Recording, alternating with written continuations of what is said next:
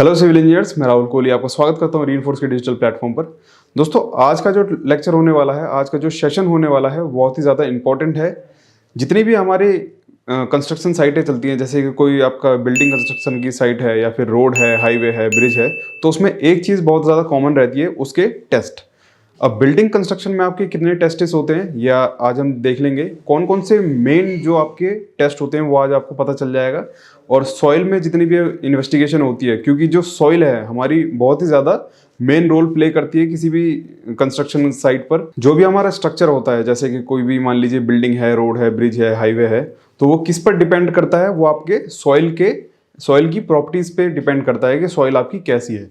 तो आज की वीडियो में हम देखेंगे कि दोस्तों बिल्डिंग पे जो हमारे टेस्ट लगते हैं वो कौन कौन से टेस्ट लगते हैं। तो चलिए दोस्तों, अपनी वीडियो को स्टार्ट करते हैं। देखिए दोस्तों, जो सबसे पहले हमारे पास टेस्ट होता है वो एक कॉमनली एक मेन टेस्ट होता है किसी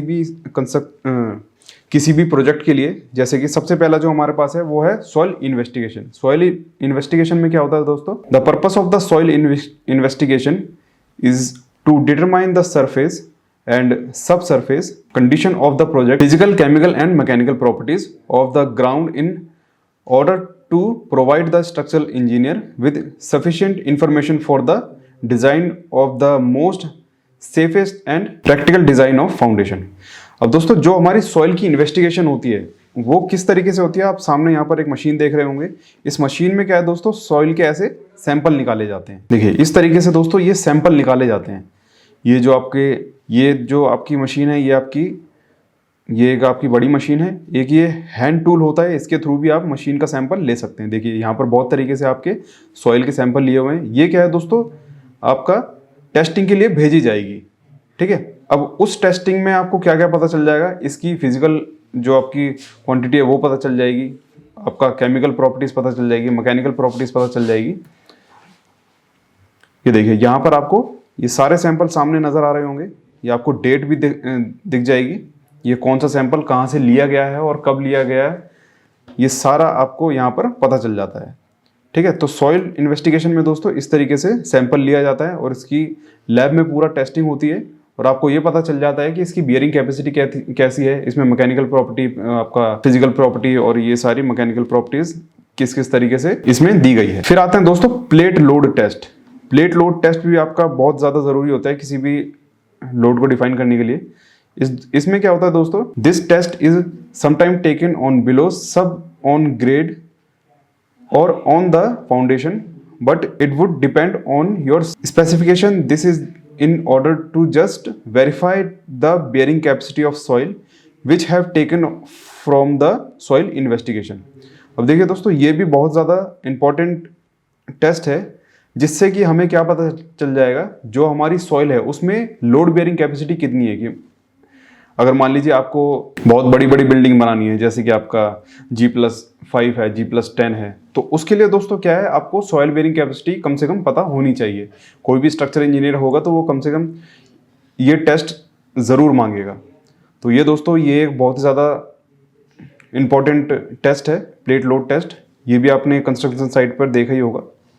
ठीक है, ये यहाँ पर इसकी मशीन लगी हुई है और इस तरीके से यहाँ पर ये प्लेट लोड टेस्ट यहाँ पर ऐसे करवाया जाता है। ये आपके दोनों गेज लगे हुए हैं, डायल गेज लगे हुए हैं, इसमें पूरा लोड पता चल जाता है कि किस तरीके से कहाँ पर कैसे कैसे लोड आ रहा है। फिर आता है दोस्तों सॉइल एनालिसिस। सॉइल एनालिसिस क्या होता है? इसका एक सैंपल लेना होता है। देखिए, this test shall be done prepare to compaction test in order to determine the suitability of the soil to be used for backfilling, the sampling test including outer bag limits, sieve analysis और organic matter।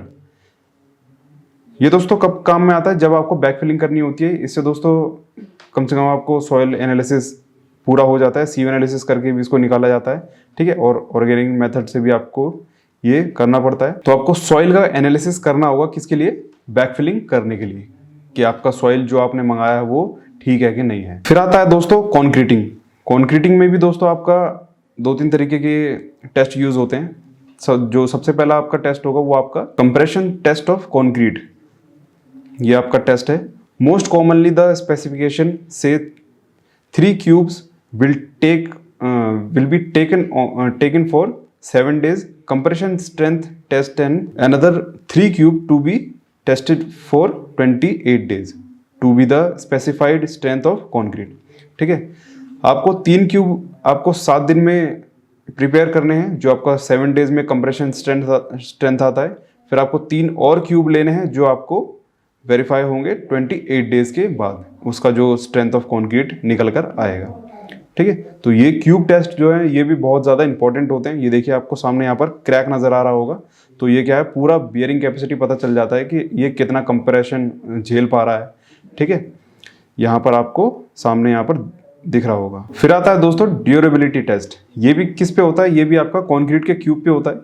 देखिए, the durability test commonly consist for water penetration and water absorption test. The required for water penetration is not more than 10 mm and the water absorption most commonly required not more than 20%। देखिए, ये भी concrete पे ही use किया जाता है। इससे दोस्तों क्या पता चल जाता है, आपका जो वाटर का कंटेंट है ये ज़्यादा से ज़्यादा 20% के आसपास नहीं होना चाहिए। ठीक है, नॉट मोर देन 20%। ठीक है, तो इसमें क्या है दोस्तों, वाटर का कंटेंट पता चल जाता है कितना रुकना चाहिए कितना नहीं रुकना चाहिए। तो इससे भी क्या है, इसकी कंक्रीट के क्यूब की ड्यूरेबिलिटी पता चल जाती है, ये आपका जो कंक्रीट डलने वाला है या फिर डल चुका है वो ठीक है कि नहीं है। तो दोस्तों इसके अलावा भी बहुत सारे टेस्ट्स होते हैं जो आपके एक वीडियो में पूरे नहीं हो पाएंगे। तो ये जो कॉमन टॉपिक थे ये कम से कम आपको पता होने चाहिए कि किसी भी साइट पर ये आपके टेस्ट हर जगह यूज़ किए जाते हैं। जैसे कि सॉइल का इन्वेस्टिगेशन है, सॉइल का सैंपल लेना है, या फिर सॉइल का आपको बेयरिंग कैपेसिटी निकालना है, क्यूब टेस्ट के थ्रू निकालना है, या फिर सरिये का कोई आपको टेस्ट करना है। तो ये सारे आपको कम से कम टेस्ट पता होने चाहिए कि किसी भी कंस्ट्रक्शन साइट पर ये यूज़ किए जा सकते हैं। आई होप दोस्तों आपको सेशन समझ में आ गया होगा। अगर दोस्तों आप लोगों को वीडियो अच्छी लगी है तो प्लीज़ लाइक कीजिए, शेयर कीजिए और हमारे रीइंफोर्स के चैनल को सब्सक्राइब कीजिए। Thank you so much.